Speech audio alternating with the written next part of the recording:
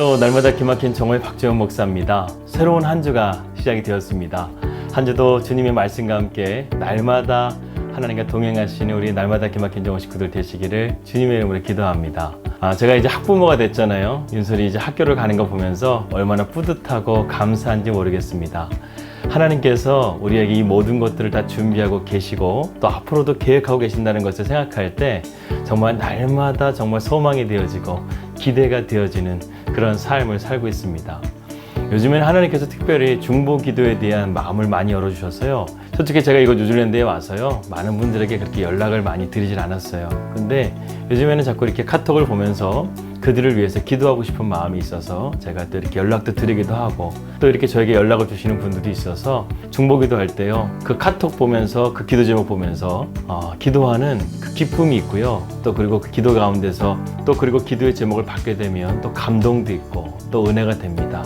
그리고 하나님께서 그것을 선하게 인도해 주실 것을 우리가 믿으면서 믿음으로 바라보는 그런 귀한 자리가 되는 것 같습니다. 특별히 기도 제목 있으시면 언제든지 저에게 연락 주시면 제가 열심히 기도해 드리도록 하겠습니다.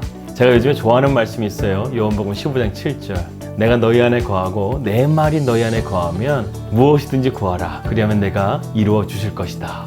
이렇게 예수님께서 말씀하신 말씀입니다. 정말로 우리가 주님 안에 거하고 주님의 말씀이 내 안에 온전히 거하심을 통해서요. 우리의 삶에 뭐든지 구하는 것들을 이루어 주시는 그 하나님의 놀라우신 기도의 응답을 우리 모두가 받기를 주님의 이름으로 기도합니다.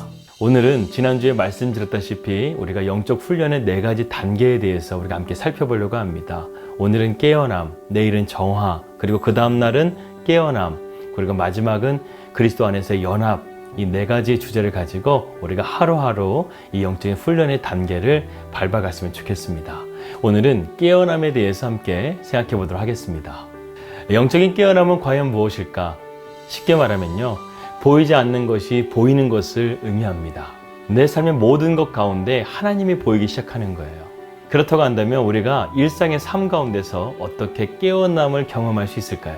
모세는 미디안 광야에서 40년 동안 그 광야 생활을 지내게 됩니다. 그가 광야에서 목동일을 하면서요. 수도 없이 그 광야에 있는 가시덤불들을 보았을 거예요.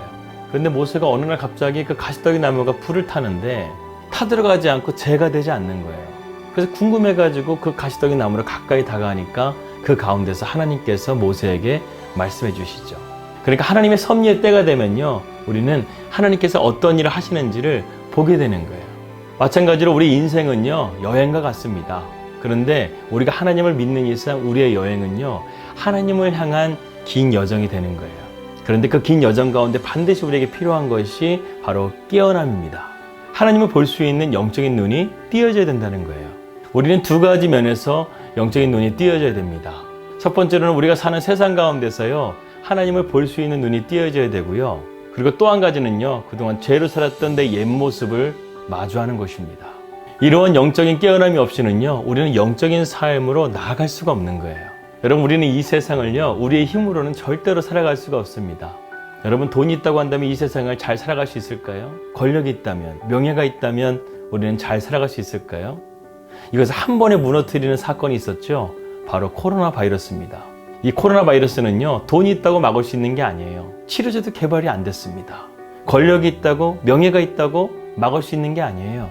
우리는 이 코로나 바이러스를 통해서요. 우리 인간이 얼마나 무능력한가를 다시 한번 확인해주는 사건이 되었습니다. 이 자그마한 미생물의 바이러스가요. 지금 전 세계 700만 명에게 이 코로나 바이러스를 전염시켜버렸어요. 정말로 가공할 만한 바이러스입니다. 근데 우리 인간은요. 이것을 속수무책으로 막지 못하고 있는 거예요. 할 수 있는 것이라고는요. 그 사람을 격려하는 것밖에는 답이 없는 거예요. 하지만 이러한 삶 가운데서 우리 믿는 그리스도인들에게 위안이 되는 것은요. 하나님은 선하시다는 거예요. 어떤 사람들이 이렇게 말할지 모르겠어요. 하나님은 선하시다고 하면서 왜 이러한 재앙이 우리 가운데 임하게 하였을까? 여러분 그 문제를 우리가 논하기 앞서서요. 이 세상에 얼마나 죄로 물들어 있는가를 보셔야 됩니다. 여러분 정말 하나님이 선하시기 때문에 지금 이 정도지요. 거룩하신 하나님께서 공의와 정의를 통해서 이 땅 가운데 그 진노를 쏟아 부은다고 한다면요. 이 세상은 벌써 노아 홍수와 같이 멸망하고 말았을 겁니다. 하나님이 선하시기 때문에 지금 우리가 이 정도까지라도 살아갈 수 있다는 생각을 우리는 해야 돼요. 그리고 우리는 이런 어려운 시기 가운데 우리는 하나님의 선하심을 의지하고 또 하나님과 함께 살아가는 그 믿음의 삶을 걸어가야 됩니다. 이것을 깨닫는 것이 바로 깨어남이라는 거예요. 우리가 하나님의 선하심과 하나님과 함께 동행하는 삶을 살아가게 된다면 우리는 깨어나게 된다는 거예요. 깨어남의 특징 중에 하나는 바로 변화입니다. 내 기존에 있었던 삶의 모습에서요, 우리가 변화되고 우리가 새로운 삶을 살게 된다는 겁니다. 특별히 성경을 보게 되면요, 아주 특징적인 장소 하나가 나옵니다. 그 장소가 바로 산이라는 장소예요. 아브라함도 모리아산에서 이삭을 번제물로 드림을 통해서 언약을 체결하게 되죠. 하나님께서 이스라엘 백성들을 택하여 주시겠다는 그 언약이 성취되는 거예요. 모세도 출애굽기 3장 말씀 보게 되면 하나님의 산이라는 곳에서 가시떨기 나무 가운데서 하나님을 만나게 됩니다. 엘리야도 호렙산에서 하나님을 만나게 되죠. 심지어 신약에 와서도 예수님도 이 산에서 중요한 일들을 이루어 가셨습니다. 우리가 잘 알다시피 성경의 가장 위대한 주님의 강해라고 할 수 있는 산상수훈도 산에서 이루어졌고요. 그리고 마태복음 17장에 나오는 변화산에서의 예수님의 모습도 바로 산에서 이루어졌습니다. 그리고 예수님께서는 부활하시고 승천하실 때도 산에서 승천하신 것을 우리가 보게 되죠. 그러니까 산이라는 장소가 하나님을 만나는 장소입니다. 그렇다고 해서 우리가 외형적인 그 산만을 의지하는 것이 아니에요. 우리 인생 가운데 하나님을 만나는 장소가 필요하다는 거예요. 이 산이라는 것이 어떤 외형적인 장소뿐만 아니라 우리의 삶 가운데 어떤 특징적인 사건들을 의미하기도 해요. 때로는 우리는 고난의 산으로 올라갈 때가 있어요. 근데 그 고난의 정점에서 하나님을 만나는 거예요. 그래서 골로새 3장에서 바울은 이렇게 말하지 않습니까? 너희가 위의 것을 찾으라. 위의 것을 생각하라. 하늘을 바라보라는 거예요. 하늘에 계신 주님과 친밀한 교제 가운데 나아가라는 거예요. 이 산이라는 장소가요, 어떤 특정한 장소가 아니라니까요. 하나님과 친밀한 교제 가운데 만날 수 있는 장소를 의미하는 거예요. 그러니까 하나님과 친밀한 장소로 나아갈 수 있는 그 장소가 어디겠습니까? 높은 산이겠어요? 에베레스트 산에 가게 되면 다 하나님 만나나요? 가장 높은 산이기 때문에 그게 아니라는 거예요. 하나님을 만나는 장소로 나아가는 거, 예배의 자리로 나아가는 거, 기도의 자리로 나아가는 거예요. 그 자리에서 우리는 하나님을 만나게 되는 것이죠. 마태복음 17장 말씀 보게 되면요, 예수님께서 변화산에서 이 변형되시는 모습을 보여줍니다. 거기에 엘리야도 나오고 모세도 나오죠. 그런데 참으로 신기한 것은요, 이 변화산으로 예수님께서 데려가셨는데 제자들이 졸고 있다가 예수님께서 변형되시는 것을 보았다는 거예요. 예수님께서 어떤 특정한 장소로 데려가셨을 때 이 제자들이 졸고 있는 장면이 또 성경에 2번 나옵니다. 첫 번째 장면은 겟세마네 동산에서 예수님께서 기도하실 때 그 제자들이 자고 있었죠. 예수님께서 3번이나 제자들을 깨웁니다. 근데 제자들은 계속해서 자고 있는 거예요. 또 한 가지 제자들이 자고 있는 장면이 바로 오늘 마태복음 17장에 나오는 장면입니다. 예수님께서 놀라운 장면을 보여주시기 위해서 6일 동안 준비시켜 주시고 심지어는 변화산까지 데려갔는데 아무나 데려간 것이 아니에요. 특별한 제자들만 데려간 거예요. 그런데 그 제자들이 졸고 있는 거예요. 그렇다고 한다면 이 7일째 되던 날에 이 변화산에 사건이 있는 동안 예수님께서 하셨던 것은 겟세마네 동산이나 지금이나 똑같은 것 같아요. 예수님은 이 변화산의 사건을 준비하시기 위해서 기도로 준비했다는 거예요. 하늘의 그 임재를 맞이하기 위해서요, 예수님께서 기도하셨다는 거예요. 분명 성경에는 없지만 예수님은 기도하고 계셨을 거예요. 그리고 변화산에 놀라운 역사가 일어났을 때 제자들은 그것을 보았던 것입니다. 저는 또 한 가지 거룩한 상상력을 한번 동원해 봅니다. 엘리야와 모세와 예수님께서 장차 일어날 일들에 대해서 의논하고 계시는데 어떤 얘기를 하셨을까? 모세하고 엘리야는 지금 제자들이 졸고 있는 걸 보고 있는 거예요. 주님, 정말로 쟤네들입니까? 쟤네들이 정말 그 위대한 일을 감당할 수 있겠습니까?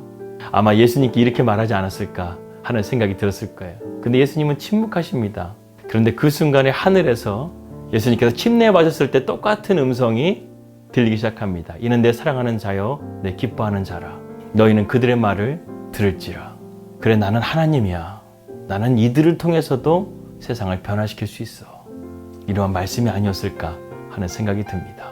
그렇습니다. 하나님은요, 건축자의 버려진 돌이라 할지라도요, 모퉁이 돌이 되게 하시는 아주 중요한 머릿돌이 되게 하시는 분이 바로 하나님이세요. 우리가 영적으로 깨어나서 하나님을 붙들고 하나님과 동행하는 믿음의 삶을 살아갈 수 있다고 한다면 우리의 삶이 아무리 부족하고 연약하다 할지라도 하나님은 우리를요, 선한 길로 인도해 가십니다.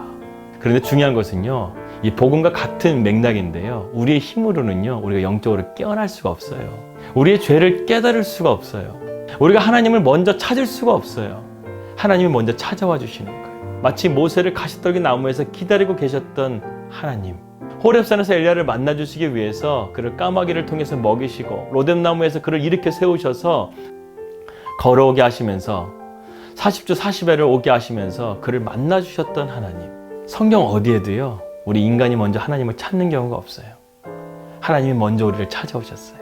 세상에 많은 종교의 신앙은요, 인간이 신을 찾아가는 신앙이에요. 그렇기 때문에 고행도 있고 고난의 길을 걸어가야 돼요. 그런데 유일하게 기독교는요, 하나님이 우리 인간을 찾아오신 거예요. 찾아오신 것도 모자라서 자기 아들 독생자 예수 그리스도를 우리를 위해서 희생제물이 되게 하셨어요. 그리고 우리를 구원하신 거예요. 하나님이 이런 놀라우신 은혜를 우리는 받고 살아가고 있는 것입니다. 여러분, 그렇기 때문에 이러한 것들을 깨닫는 하나님의 은혜, 이 깨어남의 은혜는요, 그 선물이에요. 하나님의 선물이에요. 우리의 노력으로 받을 수 있는 것이 아니라 하나님의 은혜로 주어지는 선물을 통해서 우리는 이런 하나님을 보게 되고 하나님과 함께 동행할 수 있는 영적인 삶을 영위할 수 있게 된 것입니다. 우리는 아침에 일어나게 되면 매일 깨어나듯이 우리의 영적인 삶도 매일 깨어나야 돼요. 그렇기 때문에 우리 영적인 삶의 가장 중요한 첫 번째 훈련은 우리가 날마다 깨어있는 것입니다.